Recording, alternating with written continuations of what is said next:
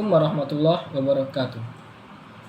Perkenalkan, saya Ibu Putra dari kelas A3 dengan nomor induk mahasiswa 1901-893. Di sini saya akan membahas tentang rangkuman-rangkuman dari mata kuliah proyek pengembangan sistem informasi dari pertemuan awal sampai pertemuan terakhir yang telah kita pelajari bersama. Nah, untuk pertemuan yang pertama yang mana membahas tentang pengenalan dan siklus hidup proyek. Nah, proyek sendiri itu merupakan kegiatan yang memiliki batas waktu untuk menghasilkan produk atau hasil yang unik dan menarik. Sedangkan project management adalah aplikasi gabungan dari knowledge, skill, teknik, dan lain-lain yang berhubungan dengan project framework management project. Batasan dari project itu sendiri ada beberapa hal, ada 3 yang utama. Yang pertama, scope goal. Scope goal itu tujuannya itu harus jelas untuk apa, untuk sesuatu hal yang lain misalnya. Yang kedua ada cost goal. Biaya perkiraan harus ada untuk membuat suatu project. Berapa biaya yang harus kita perkiraan untuk dalam membangun sebuah project tersebut. Yang ketiga, time goal. Waktunya. Nah, dalam project yang telah ingin kita bangun ini, berapa lama waktu yang kita perlukan sehingga project yang kita siapkan, yang kita kerjakan juga ini selesai tepat waktu.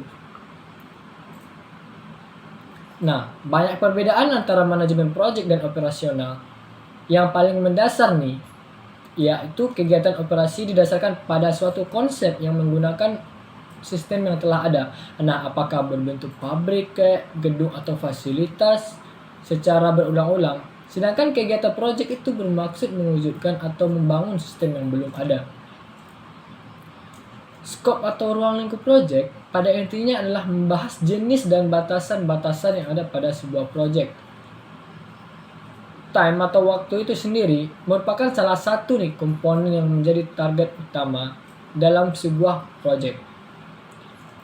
Biaya, salah satu faktor atau komponen utama proyek yang paling dibutuhkan dalam membangun sebuah proyek itu sendiri. Nah, pada intinya sendiri, faktor itu ya menentukan berapa besar biaya yang akan dikeluarkan untuk dalam sebuah proyek. Untuk selanjutnya sendiri, project manager. Nah, project manager ini merupakan peran yang penting nih dalam perencanaan, dalam eksekusi, dalam pengawasan, dalam pengendalian, dan juga dalam penutupan proyeknya. Jadi tanggung jawabnya tanggung jawab dari seorang project manager itu dimulai dari awal pembentukan sebuah proyek hingga paling akhir dari penyelesaian dari proyek itu sendiri.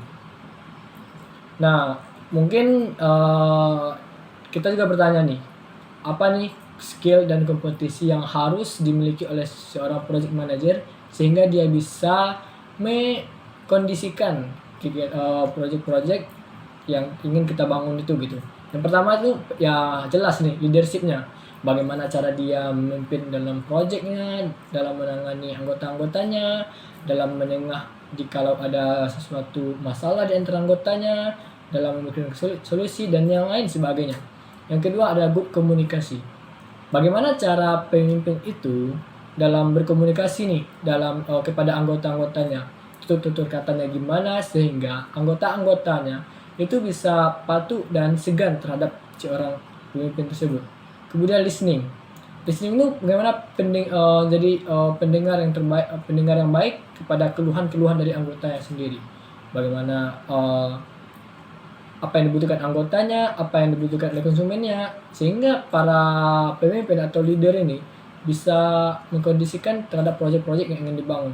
Yang keempat, integrity.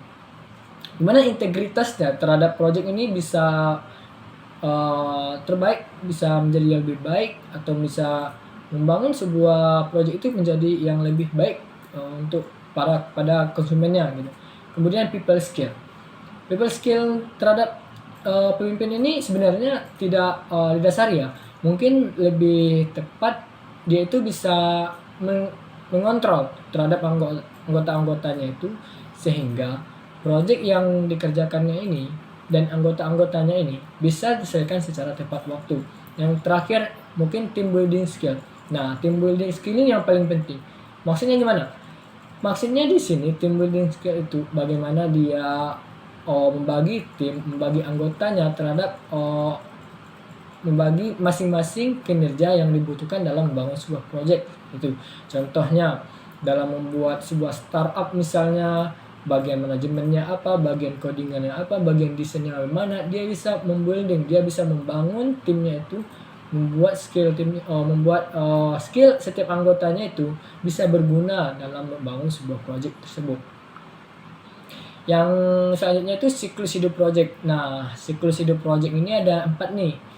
Ada fase inisiasi, kedua ada fase perencanaan, yang ketiga fase eksekusi, dan yang keempat fase penutupan. Kalau untuk karakteristik daur hidup project sendiri itu ya bermacam-macam sih sebenarnya. Yang pertama ada project bervariasi dalam ukuran dan kompleksitas.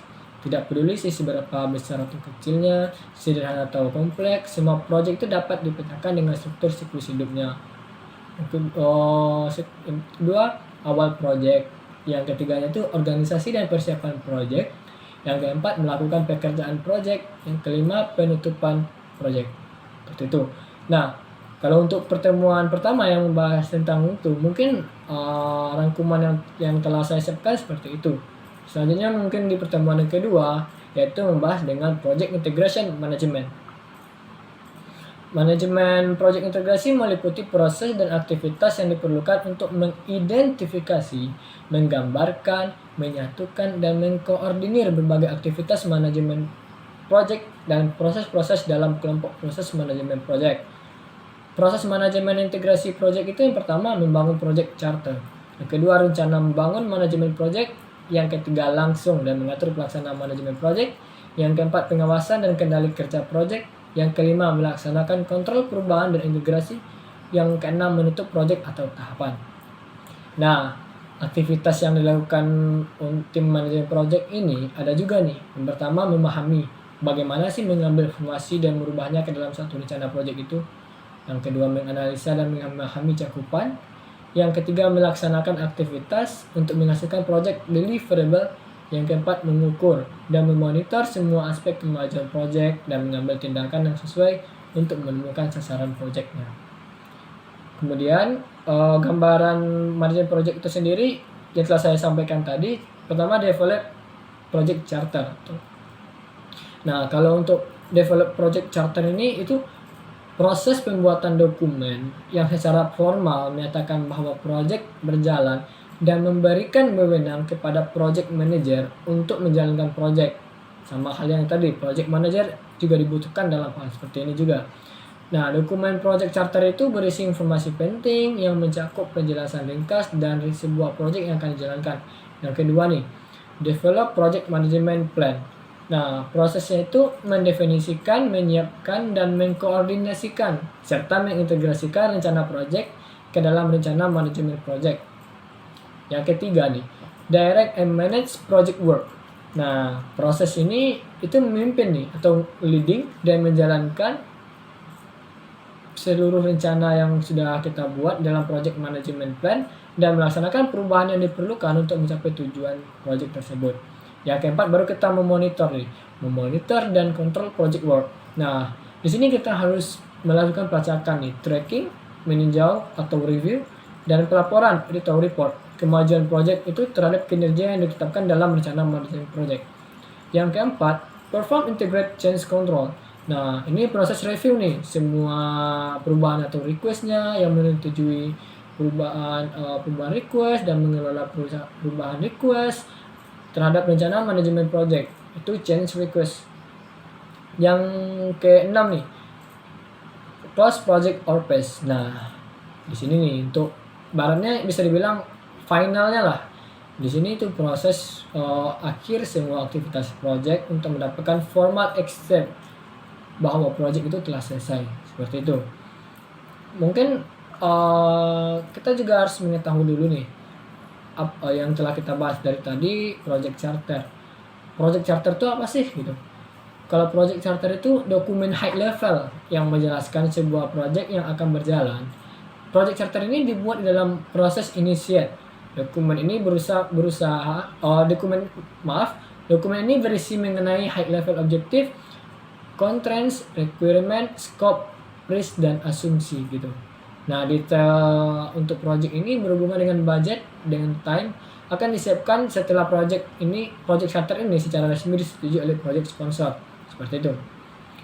Semuanya itu harus disetujui terhadap konsumen-konsumen yang butuh dengan project charter ini gitu. Kemudian diagram alir data pada project charter, di mana inisiasi project atau sponsor dan perusahaan lalu mengembangkan project charter selagi dan mengembangkan project charter. Ada beberapa syarat yang harus kita penuhi. Yang pertama, persyaratan harus dikumpulkan. Kedua, penentuan cakupan. Ketiga, identifikasi stakeholder yang berhubungan dengan project. Yang keempat, rencangan pengembangan manajemen project. Yang selanjutnya, fungsi dan cara pembuatan project charter.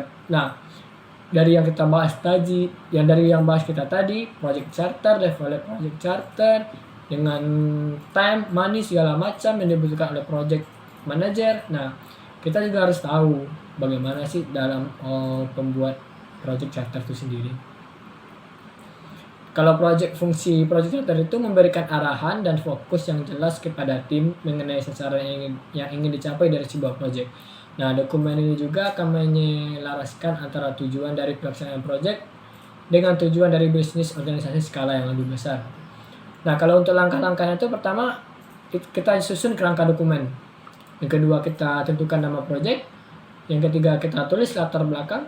Yang keempat, kita tulis tujuan dan indikator keberhasilannya. Yang kelima, kita tulis ruang lingkup. Yang keenam, baru kita jabarkan peran setiap pihak yang ikut andil lah dalam project tersebut. Yang ketujuh, membuat timeline dan alokasi sumber daya. Yang keenam, baru menjelaskan deskripsi project. Seperti itu. Nah, itu untuk dalam pertemuan 2. Kalau selanjutnya nih, untuk pertemuan yang ketiga, yaitu membahas tentang manajemen cakupan project. Di sini karena dan mata kuliah project, tentu dalam materi atau kegiatan-kegiatan itu pasti akan membahas tentang project-project yang akan kita buat ke depannya, seperti itu. Kalau manajemen lingkup project itu mencakup proses-proses yang terlibat dalam mendefinisikan dan mengendalikan apa yang disertakan atau tidak dalam project perencanaan lingkup gitu. Menentukan bagaimana ruang lingkup akan didefinisikan, diverifikasi, dan dikendalikan gitu. Kalau manajemen lingkup project itu mengacu pada semua pekerjaan yang terlibat dalam menciptakan produk dari project dan proses yang digunakan untuk menciptakannya. Hasil deliverable itu produk yang dihasilkan sebagai bagian dari suatu project, seperti perangkat keras atau perangkat lunak, dokumen perencanaan atau notulen rapat. Manajemen lingkup project mencakup proses-proses yang terlibat dalam mendefinisikan dan mengendalikan apa yang disertakan atau tidak dalam project, seperti itu. Proses manajemen cakupan project itu ada beberapa nih. Pertama, perencanaan lingkup. Kalau perencanaan lingkup sendiri itu menentukan bagaimana ruang lingkup akan didefinisikan, diverifikasi, dan dikendalikan. Kemudian definisi lingkup, meninjau carta serta proses project dan penyertakan lingkup awal dan penambahkan informasi lebih lanjut sebagai persyaratan yang dikembangkan dan perubahan permintaan disetujui. Yang ketiga membuat WBS. Work Break Structure. Membagi hasil project besar menjadi komponen yang lebih kecil dan lebih mudah dipahami. Yang keempat baru verifikasi lingkupnya, memformalkan penerimaan lingkup proyek, dan terakhir baru pengendalian lingkup atau mengendalikan perubahan lingkup project. Itu. Nah, manajemen cakupan project nih, yang pertama itu merencanakan lingkup manajemen project itu dimaksud adalah mencakup perencanaan proses yang terlibat dalam menentukan dan mengendalikan segala hal yang termasuk dalam project. Yang kedua, mengumpulkan persyaratan atau kebutuhan, merupakan proses mendefinisikan dan mendokumentasi kebutuhan para stakeholder dan memenuhi tujuan proyek, biasanya berupa persyaratan dokumentasi. Yang ketiga, baru menciptakan WBS yang kita bahas tadi. Yang keempat, memverifikasi cakupan. Ini merupakan tahap yang lebih sulit nih daripada membuat pernyataan lingkup. Dan WBS pada sebuah proyek yang bagaimana meminimalisis gitu perubahan lingkup. Yang kelima, mengontrol lingkup, yaitu mengontrol lingkup yang dimaksud merupakan pengendalian lah perubahan-perubahan terhadap lingkup project seperti itu. Nah, dari tadi nih kita bahas WBS gitu kan. Apa sih WBS itu? Atau yang bisa disingkat dengan Work Breakdown Structure. Itu merupakan teknik yang digunakan untuk mempermudah pelaksanaan project seperti itu. Nah, kalau untuk manfaatnya sendiri, pertama tuh untuk mempercepat proses penyelesaian lah suatu project. Yang kedua, mengetahui pencapaian apa saja yang diinginkan suatu project. Yang ketiga, dapat merencanakan project ke depannya. Nah, itulah manfaat dari Work Breakdown Structure itu. Kalau untuk contohnya sendiri, mungkin itu yang dalam video itu adalah dijelaskan atau ada web, perencanaan tiketnya, dibuat segala macam, softwarenya segala macam seperti itulah. Nah, untuk selanjutnya nih, untuk pertemuan yang keempat, ini dijelaskan bagaimana kita membuat cara membuat WBS itu. Seperti dengan dalam pertemuan ketiga tadi yang saya jelaskan.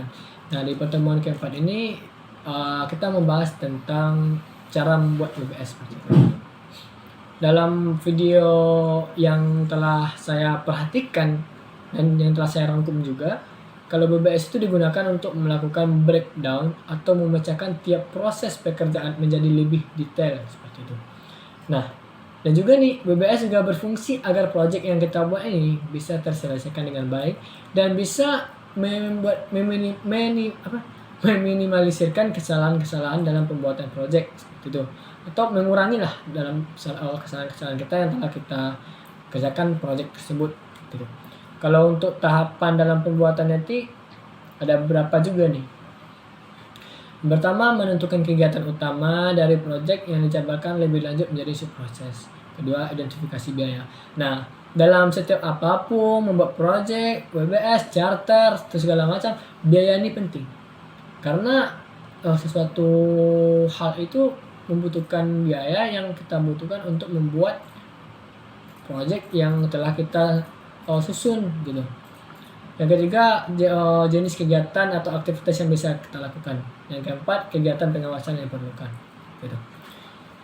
WBS itu sendiri adalah suatu metode pengorganisasian proyek menjadi struktur pelaporan hierarkis atau yang bisa disebut lebih simpel seperti itu.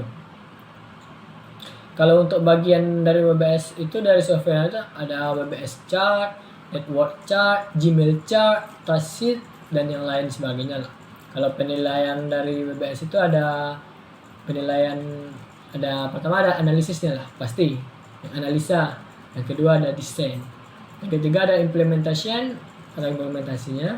Yang keempat ada testing atau ngetes atau bagaimana caranya tersebut. Yang kelima adalah maintenance itu. Nah, untuk selanjutnya juga kegunaan satu lagi nih dari WBS ini agar membuat manajer project atau pemimpin dalam sebuah project itulah bisa dibilang dalam memimpin itu lebih mudah atau lebih mengontrol project itu bersama tim itu menjadi lebih baik seperti itu juga. Nah, itu dari kegunaannya satu lagi, kegunaan yang lain maksudnya.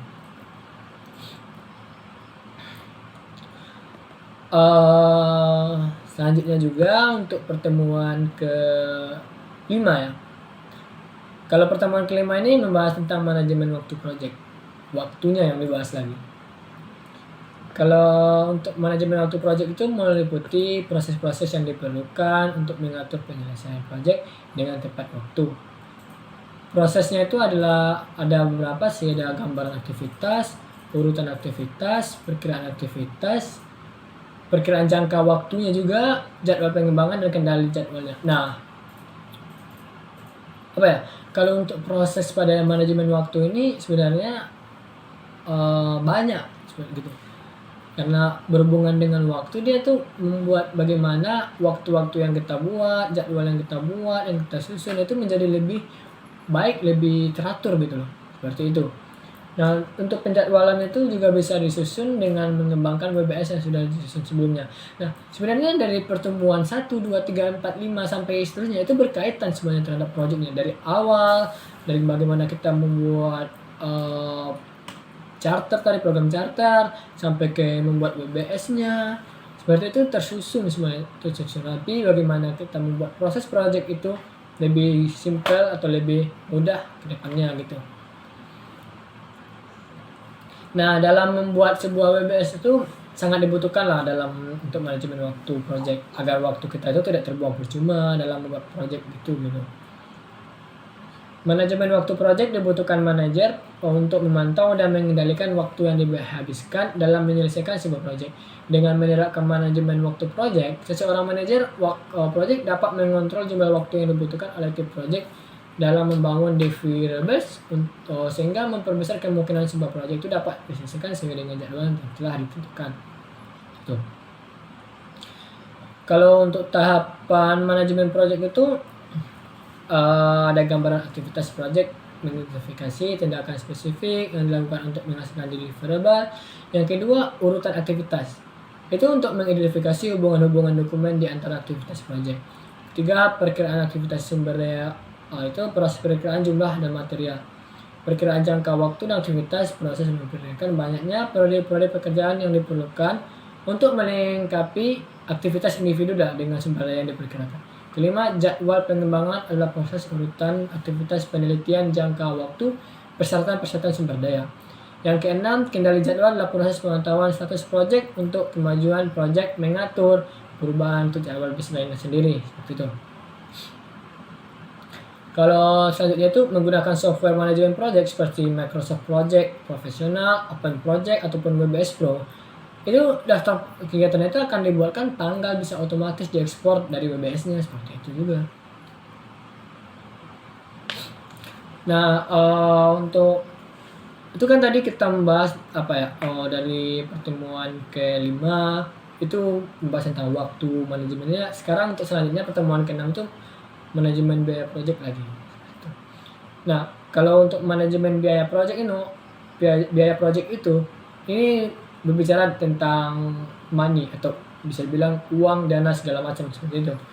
Kalau manajemen biaya project meliputi proses-proses yang dilibatkan dalam memperkirakan penganggaran dan pengontrolan biaya sedemikian rupa sehingga project dapat diselesaikan di dalam anggaran yang disetujui, seperti itu. Nah, kalau untuk selanjutnya itu proses pada manajemen biaya project, kita harus tentukan juga nih, kita harus memperkirakan biayanya lah, kita harus tentukan anggarannya juga, kita harus juga kontrol biaya. Masuk kontrol biaya di sini kita harus paham betul apa biaya-biaya yang kita keluarkan, biaya-biaya yang kita butuhkan sesuai dengan apa yang kita butuhkan terhadap project tersebut gitu. Contohnya nih, dalam kita membangun sebuah startup nih, kita membutuhkan membuat sebuah desain, berarti kita membutuhkan sebuah komputer atau komputer dengan spek yang tinggi. Jadi biaya-biayanya itu kita butuh gitu.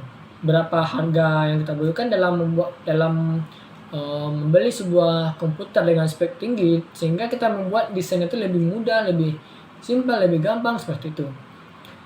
Kalau untuk masalah perkiraan biayanya, itu mengembangkan perkiraan sumber daya yang diperlukan untuk menyelesaikan aktivitas proyek. Perkiraan biaya itu secara umum diadakan dalam unit-unit juga dari beberapa mata uang. Kadang kan ada menggunakan rupiah kan, dolar juga ada, euro, yen, segala macam gitulah. Kemudian kita tentukan juga lah anggarannya juga. Karena kalau untuk menentukan anggaran itu proses pengumpulan biaya yang diperkirakan dari paket pekerjaan atau aktivitas individu untuk mendapatkan sebuah baseline biaya yang diberi hak. Baseline itu meliputi semua anggaran yang diberi hak, tetapi mengeluarkan cadangan manajemen gitu loh. Kadang kita sebagai project manager juga nih, sebagai pemimpin dalam membangun sebuah project itu, kita juga harus paham betul dana atau anggaran yang kita keluarkan itu memang betul-betul berfungsi, betul-betul yang dibutuhkan dalam membangun sebuah project gitu. Kemudian lanjutnya itu kontrol biaya. Kalau untuk mengontrol biaya sendiri, pemantauan status project untuk membaharui anggaran project dan memanage perubahan-perubahan untuk biaya baseline tersebut gitu.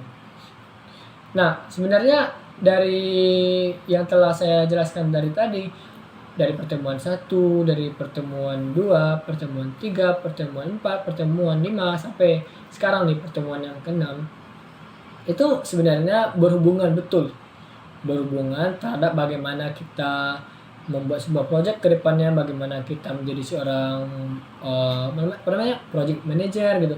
Dari awalnya kita pengenalan dari siklus ide project, dari inisiasinya, pengenalan, pembuatannya lah, money-nya lah, time-nya lah, segala macam. Karena itu dijelaskan bagaimana kita membuat sebuah project itu menjadi lebih baik ke depannya gitu. Dan juga seorang project manager, seandainya juga nih kita dipercaya oleh seorang konsumen dalam membuat sebuah project, kita dipercaya juga menjadi project manager. Nah, kita juga harus paham betul apa yang kita buat, apa yang diinginkan, apa yang project kita buat itu memang betul-betul yang diinginkan oleh konsumen kita, seperti itu. Dan juga anggaran-anggaran yang kita butuhkan dalam pembuatan project itu juga betul-betul dimaksimalkan dan juga diminimalisirkan sesuatu itu, sehingga konsumen yang percaya kepada kita itu tidak merasa tertipu dengan project yang akan kita bangun, seperti itu. Makanya itu dibutuhkan dari program charter jadi BBS juga, itu semua termasuk ke dalamnya. Charter tadi kita membuat sebuah dokumen nih. Dokumen yang kita buat itu yang dibutuhkan untuk apa-apa yang penting. Yang penting dalam membuat sebuah proyek itu, dalam apa-apa yang penting dalam sebuah proyek itu yang kita masukkan dalam list itu. Kalau untuk masalah apalagi satu lagi, WBS itu, nah web breakdown struktur itu sangat penting juga terhadap membuat dalam sebuah project. Kenapa saya katakan penting? Karena dalam pembuatan WBS itu nantinya kita lebih simpel gitu dalam pembuatannya itu, sehingga dalam pembuatannya itu kita tidak merasa bingung jadinya apa sih yang kita butuhkan untuk membuat sebuah project ini, seperti itu juga. Nah mungkin dalam pertemuan pertama sampai pertemuan terakhir ini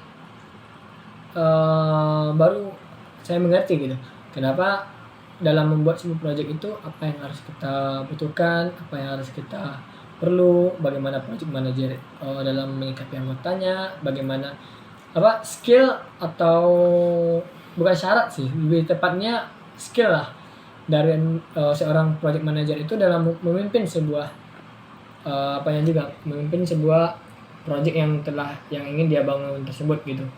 Contohnya tadi yang saya jelaskan, seorang project manager juga harus butuh skill mengontrol anggotanya, bagaimana dia mengontrol anggotanya itu menjadi lebih baik nanti ke depannya, bukan lebih baik atau lebih tepatnya bisa bekerja sama dengan sesama yang lain gitu. Kemudian yang paling penting menurut saya nih, seorang project manager itu yang lebih penting team building skill, itu yang menurut saya paling penting. Kenapa saya katakan yang telah saya bahas juga tadi, seorang project manager atau seorang pemimpin dalam sebuah project itu, dia harus paham betul skill yang dimiliki anggotanya, kemampuan yang dimiliki anggotanya itu berguna untuk dalam membuat sebuah project seperti itu, sehingga dalam seorang project manager itu bisa membagikan setiap anggotanya itu terhadap sesuai dengan kemampuannya masing-masing, seperti itu. Kadang kalau seandainya seorang project manager itu sendiri tidak mempunyai skill team building itu, saya rasa project yang akan dibangun itu akan bisa dibilang kurang maksimal juga lah, karena pasti itu akan menyebabkan waktunya kelonggaran atau kekurangan waktu, anggarannya juga akan merasa terlalu dimaksimalkan atau terlalu berlebih. Makanya semua itu bergantung terhadap project manajernya itu sendiri. Nah mungkin mudah-mudahan dari apa yang telah saya sampaikan tadi ya, tentang dari pertemuan 1, pertemuan 2, pertemuan 3, yang sampai pertemuan terakhir ini, yang pertemuan ke-6 ini, yang membahas tentang project yang akan dibangun ke depannya, seperti itu. Mungkin yang ingin saya sampaikan juga kepada para pendengar atau para penonton juga, kalau memang betul-betul ingin menjadi seorang project manager yang lebih handal, pahami skill yang kalian miliki, apa kekurangan kalian, tingkatkan. Bagaimana kalian bisa disegani atau dihormati oleh anggota-anggota kalian, itu yang harus kalian pahami juga. Dan juga seandainya nanti berkesempatan dalam memimpin sebuah project, sebuah startup, sebuah pengembangan, atau hal kegiatan-kegiatan besar lainnya itu, kalian harus betul-betul paham membagi setiap anggota kalian itu dengan skill-skill yang mereka miliki. Misalnya dalam pembuatan startup, tim desain, paham betul kalian harus skill anggota kalian. Anggota ini misalnya hanya paham terhadap anggaran, ya taruh dia di permasalahan manajemen biaya, seperti itu. Ada juga anggotanya itu masalah codingan. Nah, kita buat sebuah tim coding di mana mereka itu akan mengurus tentang program-program yang akan kita butuhkan dalam membangun sebuah startup, seperti itu. Kalau ada juga yang tim desain, kita bentuk tim desain yang memang betul-betul anggota yang kita miliki itu paham betul dengan desain tersebut, seperti itu.